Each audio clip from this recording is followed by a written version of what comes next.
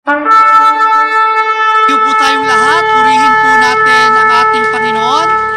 Bigyan po natin siya ng pinakamainam natin na palakpak, papuri para sa Kanya. Purihin natin ang Diyos. Hallelujah! Praise the Lord! Praise the Lord! Hallelujah! Let's give our best clap offering to our God.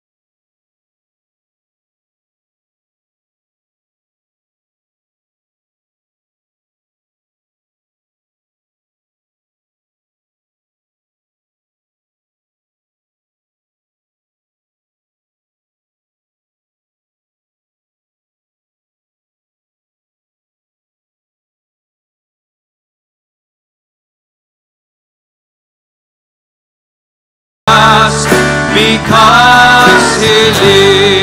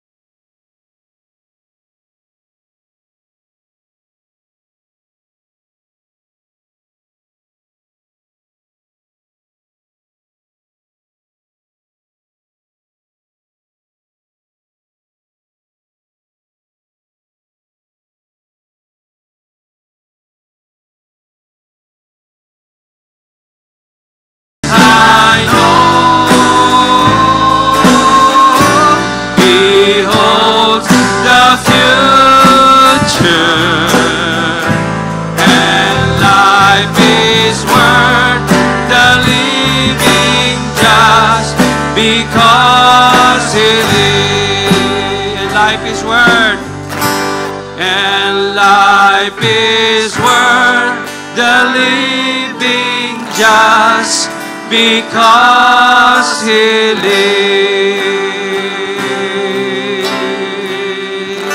Palakpakan po natin ang ating Diyos.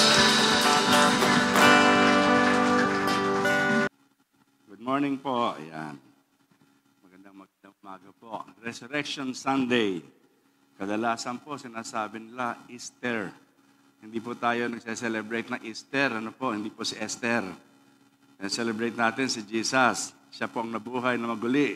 Ang Easter Sunday po ay same date. Totoo po yun na same date sina-celebrate. Pero it's a different theology. So kapag tayo po inililipat doon sa Easter Sunday, wag natin sabihin na Easter, it's Resurrection Sunday. Si Kristo po yon. Hindi po si Esther. Sorry po kung may pangalang Esther dito. Pero maganda pong pag-usapan ang atin pong bibigyan pansingin. Living in the Resurrection Power. Alam niyo po, gusto ko po magsimula sa isang statement na ito. Kung hindi nangyari yung muling pagkabuhay ni Jesucristo, then biro-biro lang po ang Kristyanismo. Nagbibiruan lang tayo lahat dito. Pero, kung ito nga po ay nangyari, then ang iyong pagpili na tanggapin o tanggihan si Kristo bilang Panginoon na iyong buhay ay hindi biro-biro. Hindi po biro-biro, seryoso. It's a serious matter. Marami pong tao nahihirapan na naniniwala na tayo ay muli mabubuhay o magre-resurrect dahil mahirap paniwalaan sa ngayon. Isa sasabi natin, totoo nga bang mabubuhay tayo maguli? Do you really believe? Totoo po ba yun? O baka lang gusto lang natin pasayahin ng mga sarili natin na pag namatay tayo, sabi ng Bible, magre-resurrect tayo. Pero do we really believe? Iyan po yung isang katotohanan na minsan, mahirap paniwalaan dito po sa mundo. Kaya nga po sinabi natin na kung hindi totoo ang resurrection, then tayo po ay nagbibiro lang. Ang mga gospel writers, dito po sa ating pong bibigyan pansin, ang mga gospel writers ay nag-iingat sa pagsusulat nila patungkol sa pagkabuhay ni Jesus. Bakit po? Para ipakita sa atin na kailangan po natin seryosohin ang mga sinasabi ng Panginoon Jesus. Walang ibang religious leader na muling nabuhay maliban kay Jesus. Kaya, sinong gusto mong sundan? Isipin po natin, maraming mga religious leaders na talagang nagsasabi na hindi ko na babanggitin yun. Alam po natin kung sino yung mga religious leader na yon. Pero ang Panginoon Jesus lamang po ang siyang nag-claim na nabuhay na maguli. At ang hamon ng Diyos sa harap natin ngayon, naniniwala ka ba that Jesus rose from the dead? Kung naniniwala ka, then you will experience resurrection life. Then it eternally matters what we believe.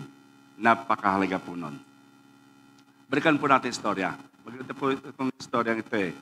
At alam ko po na hindi naman every Resurrection Sunday, pinag-usapan natin.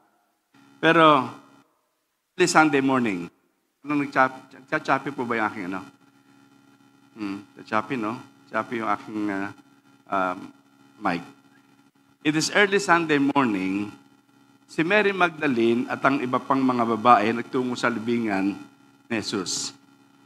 Pumunta sila roon para tapusin yung gawain na sinimulan ni Joseph ng Arimatea at ni Nicodemus. Kukunin ko po yung konti yung background para maintindihan po natin. Minsan si Nicodemus, naririnig na lang natin sa John chapter 3. Ano po? Pero si Nicodemus po, isa po siya sa kasama sa nagbaba doon sa bangkay ng Panginoon Jesus.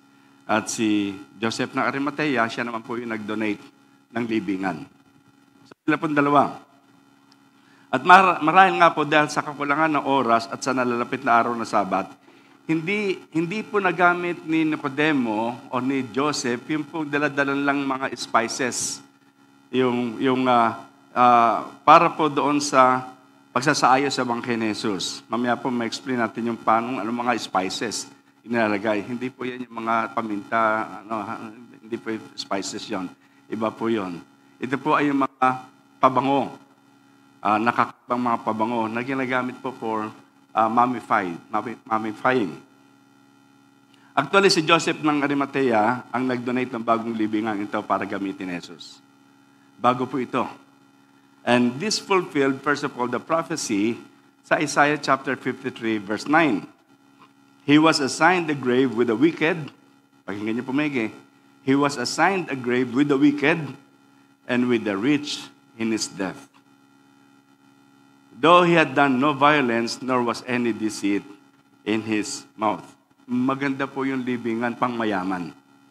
Pangmayaman po yung libingan. At katulad ng sa kaugalian ng mga Hudyo, ang katawan ni Jesus ay pinahiran ng spiced oil. Mga langis ng mira, tanda natin yung 3 kings, naghandog ang mira. Bahagi po yon doon sa prophecy. Ng mira at ng aloe, yung parang aloe vera, yun po, aloe po yun. At binalot ng linen cloth para sa preservation. Mummified at inilagay sa libingan. Ganun po yung paglilibing sa mga patay, sa mga Hudyo. At si Maria nga po, pumunta at ilang mga kasamang babae na umaga ng linggo, para nga po tapusin yun. Actually, hindi po natapos ni Nicodemus kasi nga po Passover na. Passover na po yun. So, mag-umaga yun ng linggo, bumalik si Maria at ilang mga kasamang babae ng umaga ng linggo, pero na makita ni Maria yung empty tomb, yung kagad ang bumungad sa kanya. Wala sa iniisip niya o inaasahan ang muling pagkabuhay ni Jesus dahil hindi niya yon inaasahan. First of all, para kay Maria, hindi niya iniisip na nag-resurrect. Ang iniisip niya, ninakaw. Nawala yung bangkay. Kaya ang ginawa niya po, tumakbo kagad siya, pabalik. Kaya sabi po gano'n, naparoon kay Simon Pedro at sa isa pang alagad. Ang sulat po na ito ay galing po sa sulat po ni John. Ano po? John. Yung po isang alagad na binabanggit dito, sino po yon? Si John din po yon. Nahiya lang siya sa si John, yung kasama niya. Hindi po sa nahiya. Pero si Peter at saka si John, tumakbo po patungo doon sa tomb.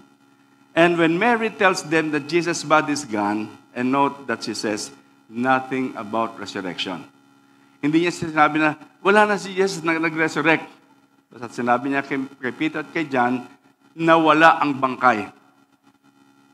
Hindi niya alam kung saan dinala ng mga otoridad ang bangkay ni Jesus na nawala ito sa libingan. Para kay Maria, alam niyo po, walang bahid ng pag-asa sa mga salita ni Maria. Pagka wala kang alalahanin, iisip tungkol dun sa resurrection, wala kang bahid pag-asa. Alam niyo po isang bagay na sa napapansin ko kapag sa mga namatay. Pagka hindi po naniniwala sa resurrection o sa pagkabuhay na maguli, grabe ang iyak. Grabe yung kanlang, makikita mo yung kawalang pag-asa na nawala na yung isang tao. Well, iba po yung attachment ng pagmamahal. Ano po? Talagang meron yon. Pero hindi ka titigil doon. Dahil alam mo, kapag ikaw nananampalataya, alam mo na mayroon pong resurrection, mabubuhay na maguli. Para po kay Maria, nawala po yun. Wala po yung kanyang kaisipan na mag-resurrect ang Panginoon Jesus. So tumakbo kagad siya kay Peter at kay John. Kagad-agad, at tinawag po si Pedro ay kagad-agad at sa pang-alagad, na sinabing gano'n, kagad-agad ay pumunta sa libingan. Tumakbo nga po silang dalawa. Ito po si Peter at si John.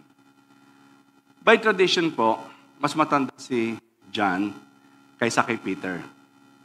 By tradition. At marahil na sa late 40s or early 50s na po si Peter, na kung ilalarawan natin ay tumakbo sila, humihingal si Peter. Mga 50 years old na eh. Humihingal papunta sa libingan.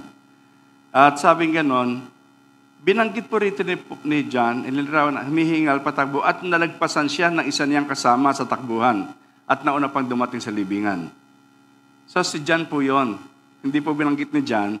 Si John, napaka-humble niya para sabihin siya yon, pero napaka-competitive naman para sabihin nalagpasan niya si Peter. Kakaiba na po. Pero yun po talaga, ang naging takbo sa istorya. Nalagpasan niya si Peter, at sabi nga pong ganon, nauna siya doon sa libingan.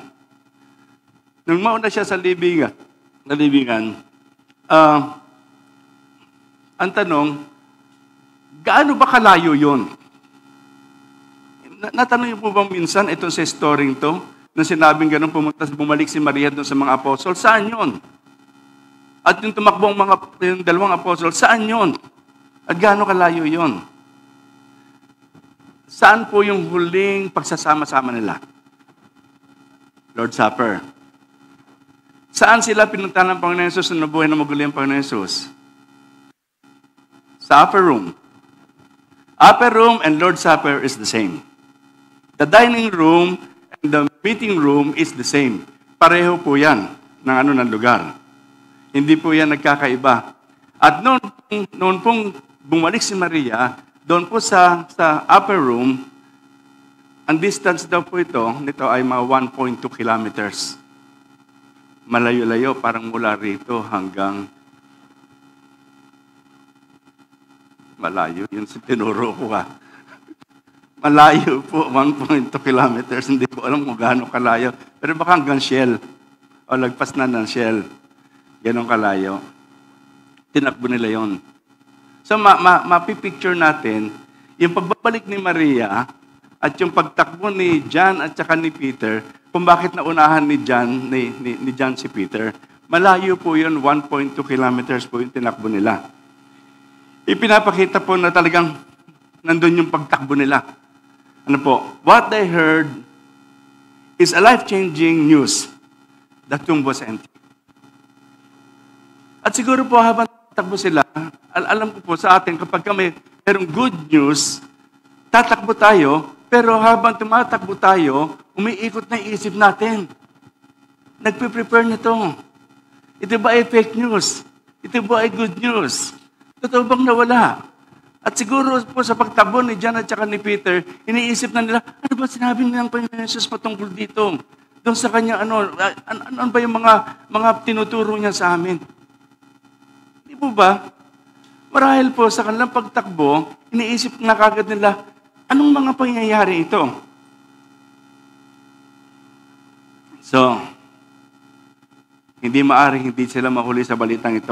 Kailangan nila ito makita at mapatunayan sa kanilang mga sarili na hindi ito fake news. Unang punto po, there is hope in the empty tomb. Mayroong pong pag-asa sa libingang walang laman. Ang isang typical po na libingan ng mayamang tao sa panahon yun ay hindi naman kalakihan. Mayroon po akong picture na inilagay dito. Not as big ng ating mausoleo. Parang ganyan lang po yung libingan.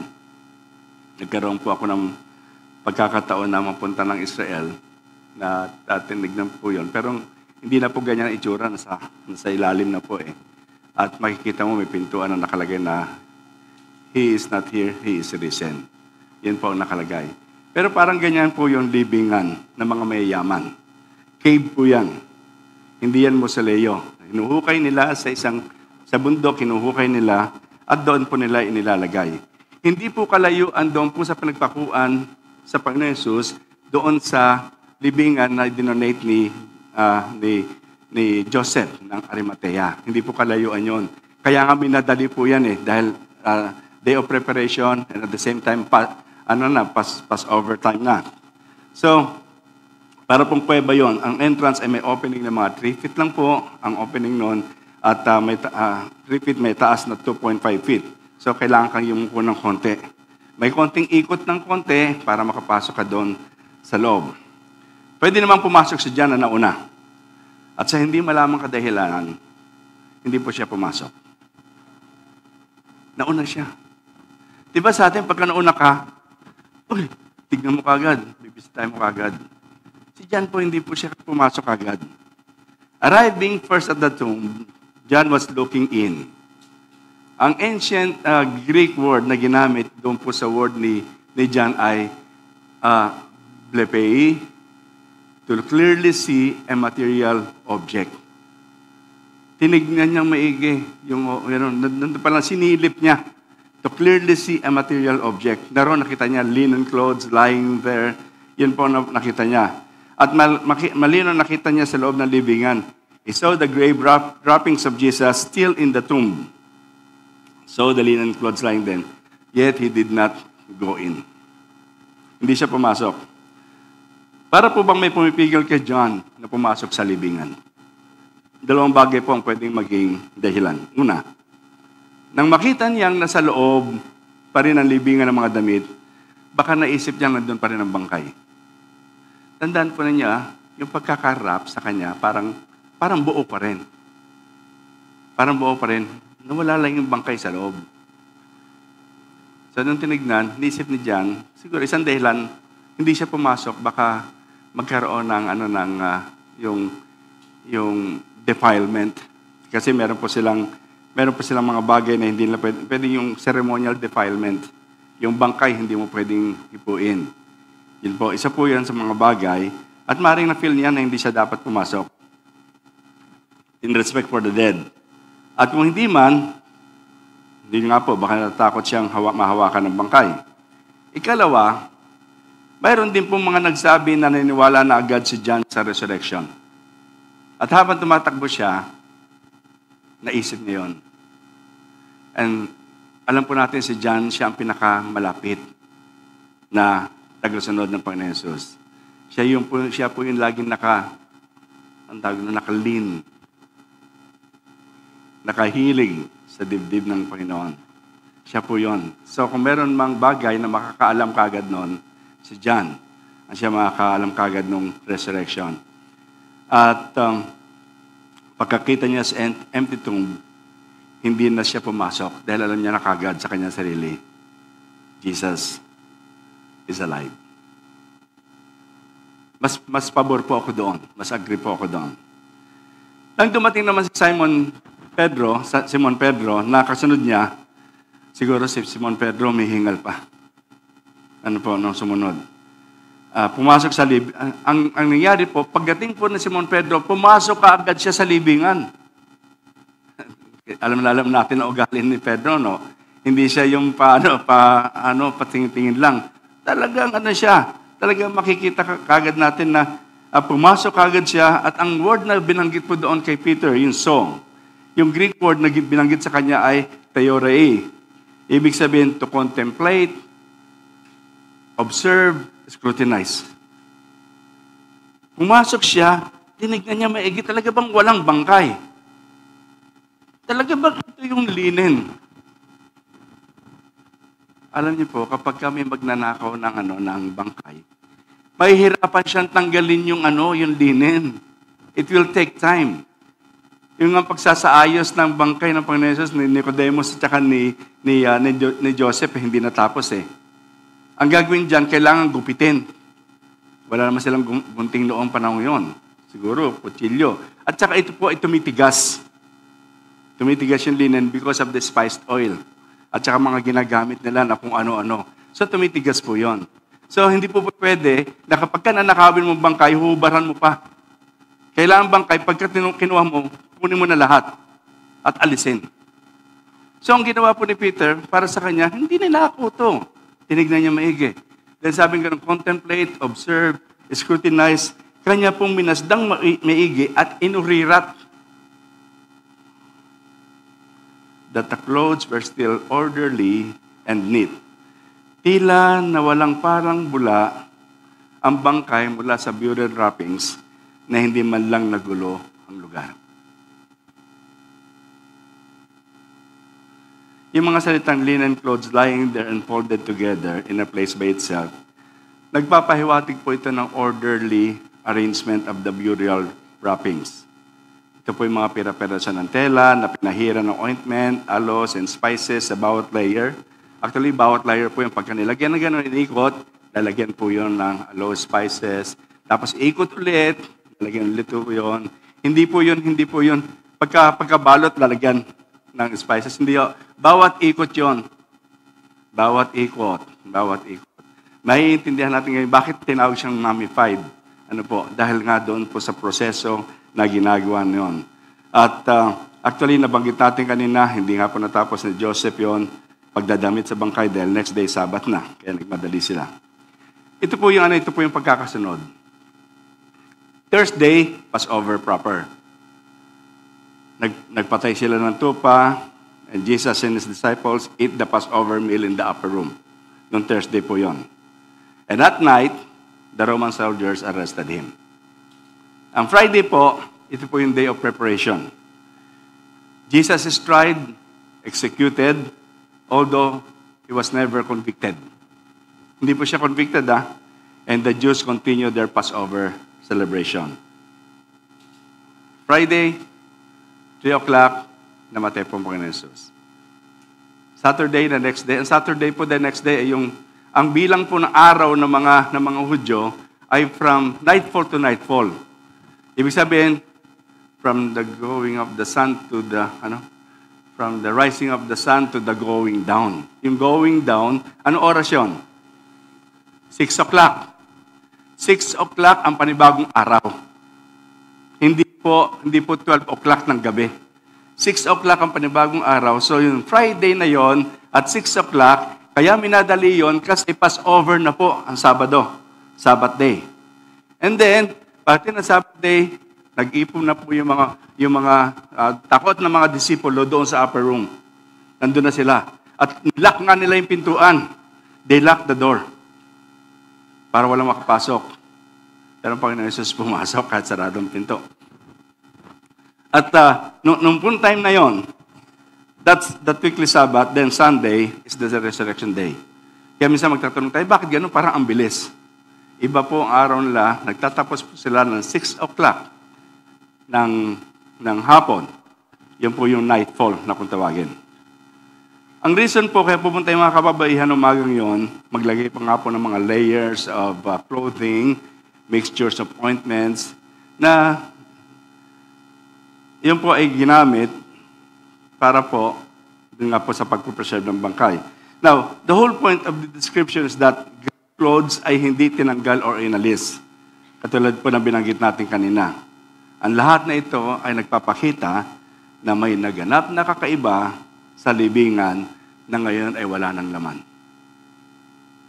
Sa palagay niyo po, ninakaw. Nakalimutan ko na isang palabas na inimbestigahan yun. The Reason. Panoorin yung The Reason. Meron po nag-imbestiga kung yung katotohanan ng resurrection. The Reason. Now, sabi pong ganun, the linen clothes were there. Hindi inalis ang katawan. The linen clothes were orderly. Walang removal in any way, normal way, by the person wrapped in them. Hindi inalis. And the linen clothes were orderly, not removed by grave robbers or vandals. Now, the empty tomb, there of God's faithfulness. Even when it doesn't come when or how we expect it. Lahat po tayo mga kapatid may mga struggles. Minsan ang feeling natin na ending na parang empty tomb. Pag tinitignan natin ang ating mga pitaka, parang empty tomb. Walang laman. Di ba? Pag tinitignan natin ang problema natin sa ating pamilya, parang empty tomb. Wala nang pag-asa. Pag tinitignan natin yung mga relasyon natin at nagkakaroon ng hindi pagkakaunawaan at di naayos, at para bang nagbabadya na ng paghihiwalay, parang empty tomb. Pero yung pala, nagdadala sa atin sa bagong pagkakataon. Natin, as long as you have faith in God, every setback herald a new beginning. Nagbabadya na isang bagong pasimula. Mga kapatid, hindi lahat ng rock bottom issues ng life natin is rock bottom. Hindi lahat ng bagsak na bahagi sa buhay natin wala ng pag-asa. Kailangan nating tignan ang empty tomb as our inspiration.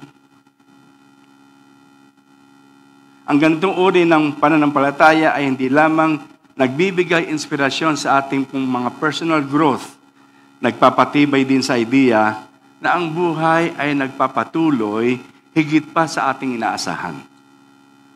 Tuloy-tuloy lang, mga kapatid. Tuloy-tuloy lang.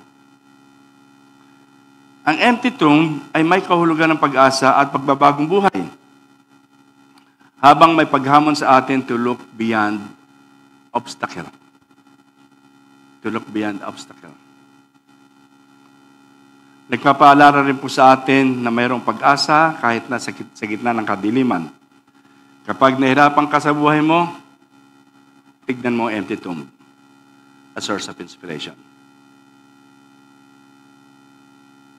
Pag nahirapan ka sa buhay mo, huwag kang magpalagay sa empty tomb. Huwag kang magpakamatay. Tignan mo lang. Mayroong pag-asa. Mayroong pag-asa. Ikalawa po, yung pangako ng resurrection. Generally, yung mga unang Kristiyano ay naniniwala sa resurrection.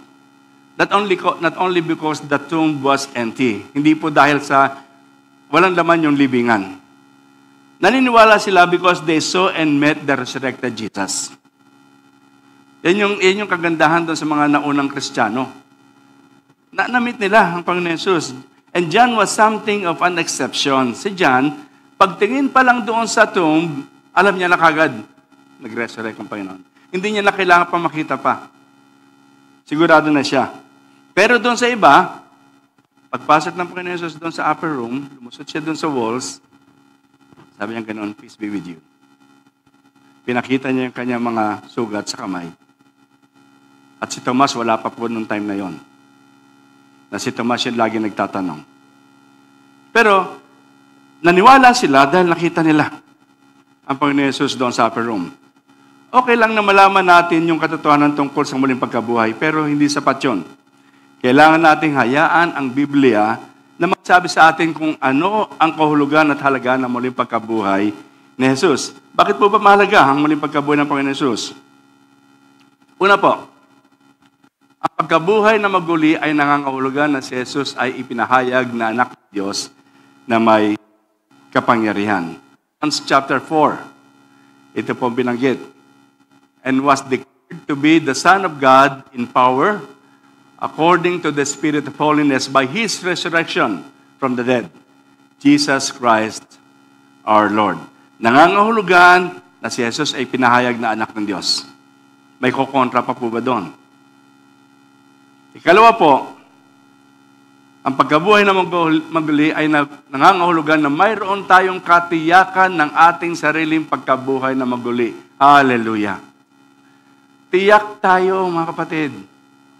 Tiyak tayo na mayroon pong pagkabuhay na maguli sa atin. 1 Thessalonians chapter 4, verse 14.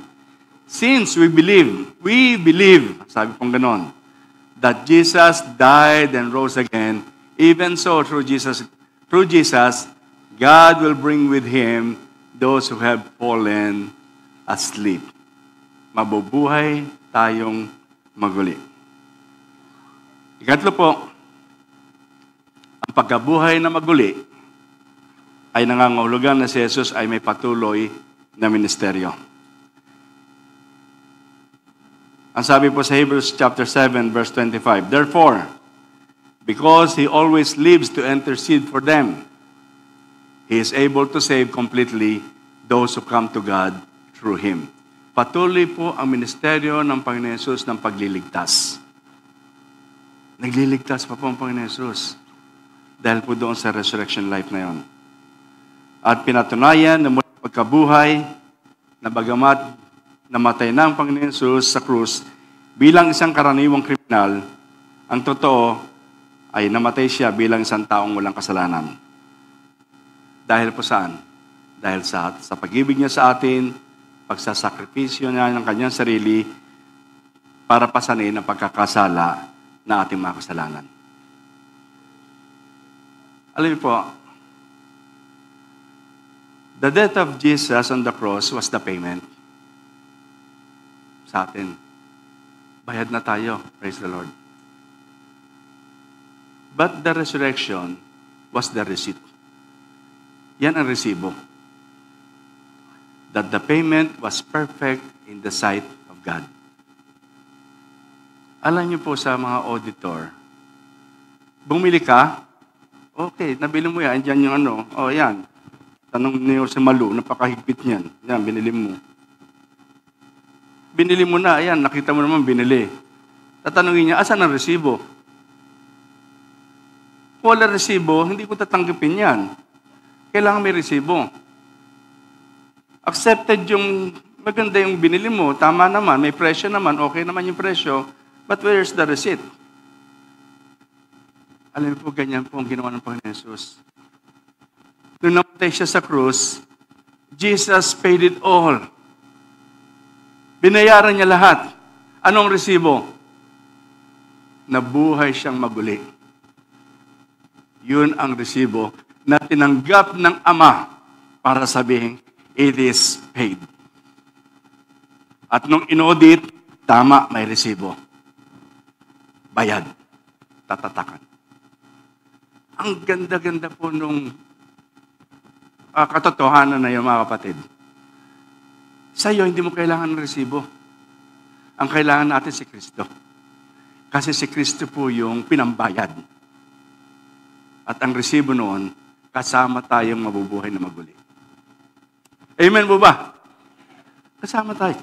Kasama po tayo doon. Pinatunayan na muling pagkabuhay ni si Kristo ng kamatayan ay hindi po end of the story, but the beginning of a new life. Balang araw, we will be free from suffering and pain. Kahit na po sa pinakamadilim na kalagayan, mayroon tayo one day,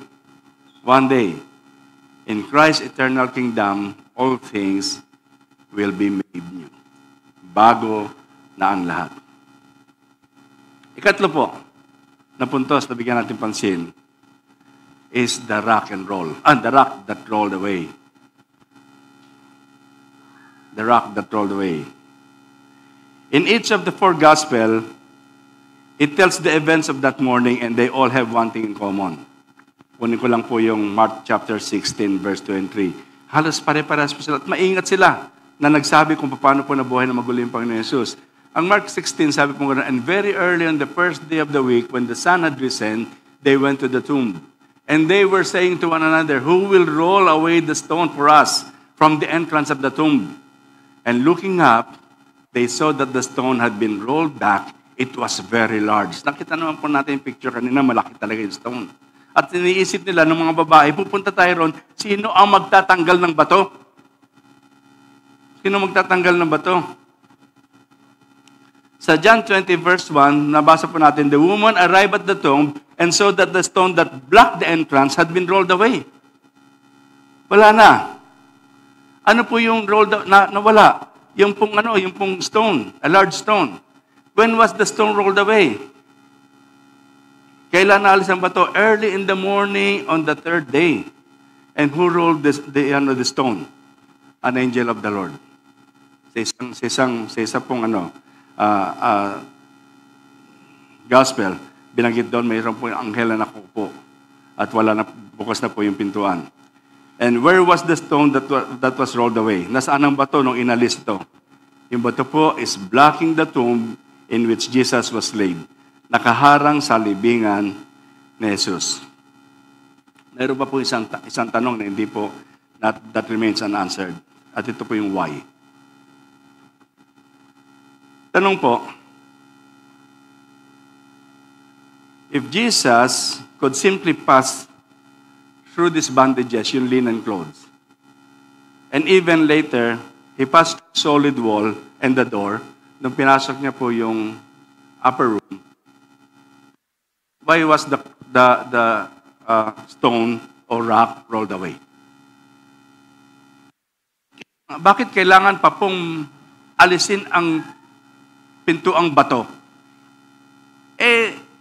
Lumagpas na siya dun sa linen clothes. Nabisita niya na yung sa upper room. Bakit kailangan? Para daw po makalabas si Jesus. Naipit pa doon. Hindi kinailangang alisin ng bato para makaalis si Jesus sa libingan. Sa katunayan, si Jesus ay nakalabas na sa libingan bago inalis ang bato. Plus there's more. Later that day, Jesus demonstrated the power of the resurrection. Sa John 20, verse 19, on the evening of the day, the first day of the week, the doors being locked where the disciples were, For fear of the Jews, makatakot pa itong mga disciples doon sa upper room. Jesus came and stood among them and said to them, "Peace be with you." And Jesus did not have to knock. He did not even have to open the door. He simply was there, and he wasn't a ghost. He showed them his hands and his side. Hindi po siya espiritu. Hindi siya ghost. Baka iniisip natin, ghost na yung lumabas. Hindi po. Katawan talaga ng Panginoon Yesus. Ang lumagpas doon sa lumagpas doon sa wall. The simple truth is this. The stone wasn't rolled away to let Jesus out. It was rolled away to let us in. Para tayo ang pumasok. Bakit po? Upang maintindihan natin na hindi kayang pigilan ng kamatayan si Jesus, ang anak ng Diyos. Para makita. May ebidensya. May ebidensya po. Opo, ang bato ay nagulong para mabuksan ang libingan. Upang si Maria at iba pang mga babae, sina Pedro, si Juan, makapasok, makita ang katawan ni si Kristo na wala na sa libingan. At siya ay tunay na nabuhay na maguli mula sa mga patay sa pamamagitan ng mga pangyarihan ng Diyos. Pero alam niyo po ba na lahat ng incident na ito ay nangyari over 2,000 years ago? God is still rolling back stones so that we will be able to move forward in our lives. And there are some stones that need to be rolled away in our lives. Hindi na po yung bato sa libingan. Marami pong bato na nakahadlang sa atin na hindi natin makita yung pagpapala ng Diyos, hindi natin makita kung sino talaga si Kristo sa buhay natin dahil lang sa may malaking batong nakaharang pa sa atin.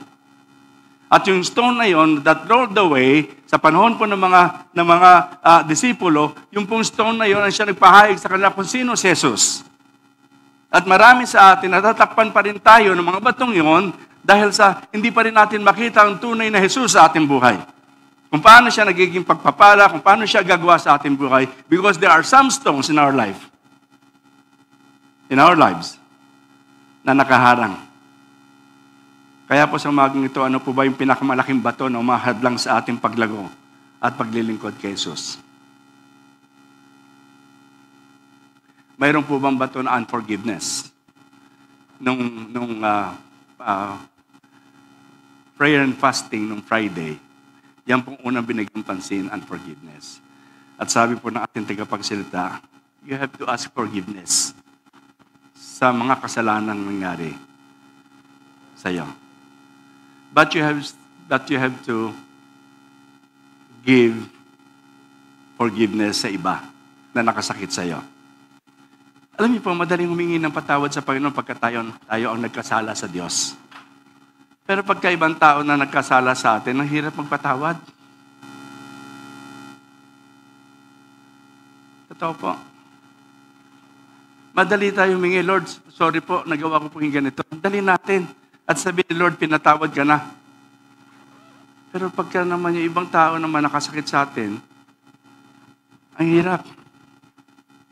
May galit ka ba sa isang taong nanakit sa iyo o nakagawa ng masama sa iyo? Let the resurrection power of Jesus Christ free you from that burden. Roll away the stone. Sabihin po natin, sabay-sabay. Roll away the stone. May unforgiveness po ba? Roll away the stone. Meron po bang guilt? Mayroon bang kasalanan sa iyong nakaraan na hindi mo kayang kalimutan na nagiging sanhi ng feeling mo na hindi ka nakarapat-dapat sa kapatawaran ng Diyos? Confess your sin to God and let His resurrection power set you free. Roll away the stone. Doubt at saka fear. Hindi ka ba tiyak sa presensya ng Diyos sa iyong buhay? Pakiramdam mo ba ay iniwan ka na niya? Pakiramdam mo ba empty na talaga yung tomb? Mga kapatid, pray and feel His presence, for He hasn't left you. You left Him. Ganon, roll away the stone. Roll away the stone. Pride. Ito po yung pinakamalaking bato na nakaharang sa lahat. Nararamdaman mo ba na kaya mong mamuhay na walang tulong? Nararamdaman mo bang kaya mong mag-decision araw-araw without yung bang pagkonsulta sa Panginoon Jesus? Nararamdaman mo bang kayang-kaya mong buhay without God? Pride. Ang sabi pong ganon, humble yourself before God. At kadalasan ay ikaw yung batong mahadlang sa daraanan. Roll away the stone. May bato po ba ng bitterness? Bato ng kasinungalingan? Pandilin lang. Bato ng malisyosong chismis at paninirang puri? Mga bato ng magagalitin? Yung bato ng magagalitin, mahirap yon. Namamato talaga yan. Bato ng pagnanasa, negatibong saloobin. May mga bato ng pagkalulong sa droga, pagkalulong sa alak, pagkalulong sa pornography, pagkalulong sa TikTok. Bakit ba pagka binabanggit ko yung TikTok, bigla nawawala yung ano? At yan, nawala na. Sabi ko sa inyo eh. Teka, kayo ba nagpapatay? Hindi. Mga TikTok at social media na umuubos ng oras sa araw-araw. May ilang bato ng kawalan ng pananampalataya at pag-aalinlangan.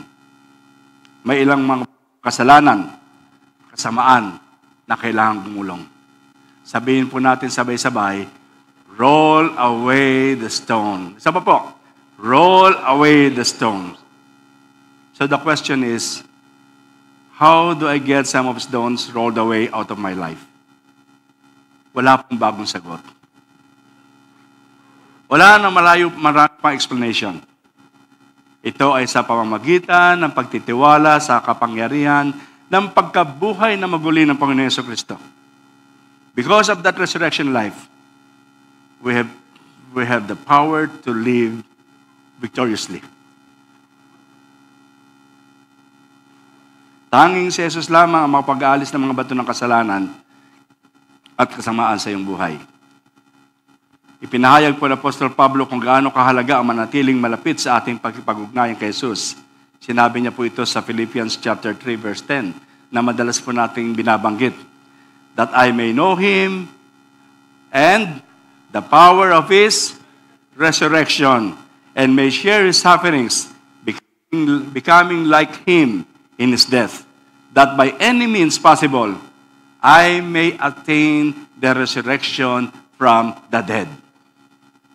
Imagine si Paul po nagsasalita noon, si Paul ang ganda na nung kanyang katayuan, the best disciple of follower ng Panginoon Jesus. Pero ang sabi niya ganon, sa bandang huli pa rin po yun, ang kanyang ministry, sabi niya ganon, that I may know Him and the power of His resurrection.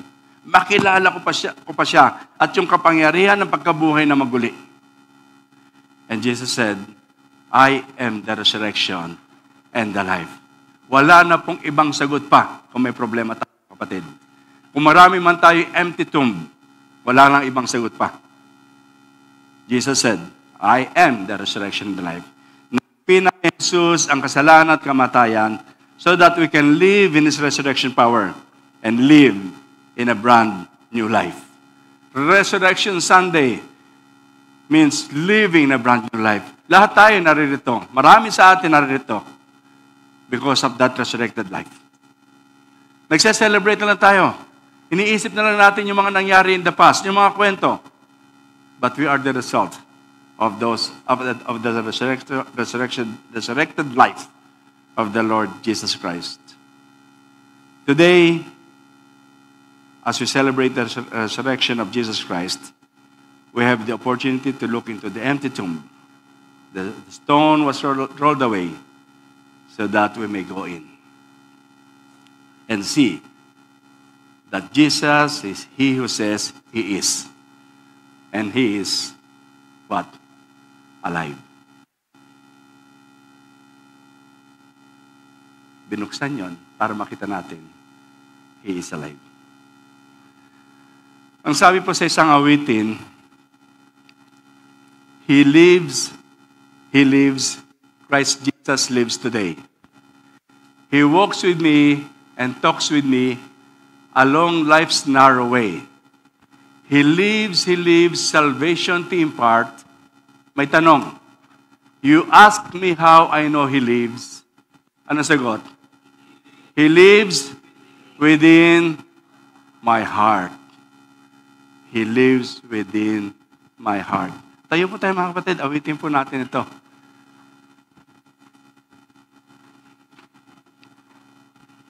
Halika kuya, samahan mo ako sa pag-awit. I serve the risen Savior is in the world today. I know that He is living, whatever man may say. I see His hand of mercy, I hear His voice of cheer. And just the time I need Him, He's always near. He lives, Christ Jesus lives today. He walks with me and talks with me along life's narrow way. He lives, salvation to impart. You ask me how I know He lives. Sabi-sabay po. He lives within my heart. Palakpakan po natin, Panginoon. Amen. Manalangin po tayo. Dakilang Diyos, salamat po na marami sa katotohanan ng pagkabuhay na maguli. Wala pong duda, Panginoon. Walang duda. Ikaw ay nabuhay na maguli at tiyak ang aming pong pagkabuhay na maguli dahil doon sa katotohanan yon. Nawa, Panginoon, maalis po yung mga bato na kasagabal sa akin. Na umahadlang ng mga pagpapala, pagpapakilala mo, Panginoon, sa aming pong mga buhay, sa aming pong paglakad. Nawa pong maalis po yung mga bato, Panginoon, umahadlang upang lalo ka naming makita. Ikaw na aming pong Diyos. Panginoon, pagpalain mo po ang araw na ito ng linggo, celebrating the resurrected life of the Lord Jesus Christ. Lahat ng kapurihan, sa iyo po namin ibinabalik.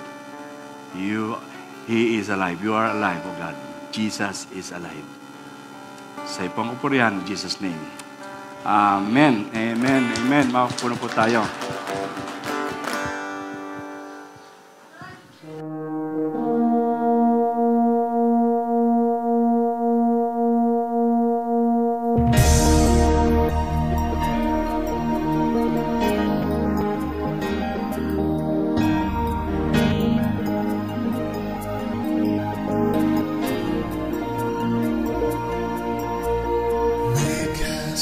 Your showcase an attraction for you, that others may see who you really are, and what you can do, and once they know you,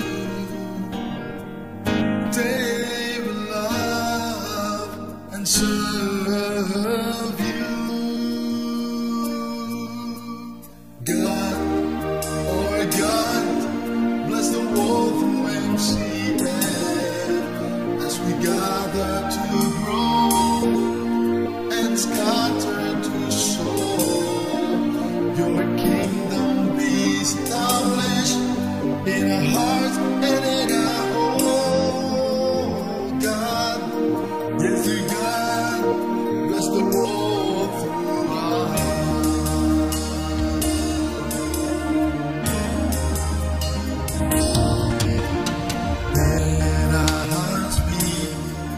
Your service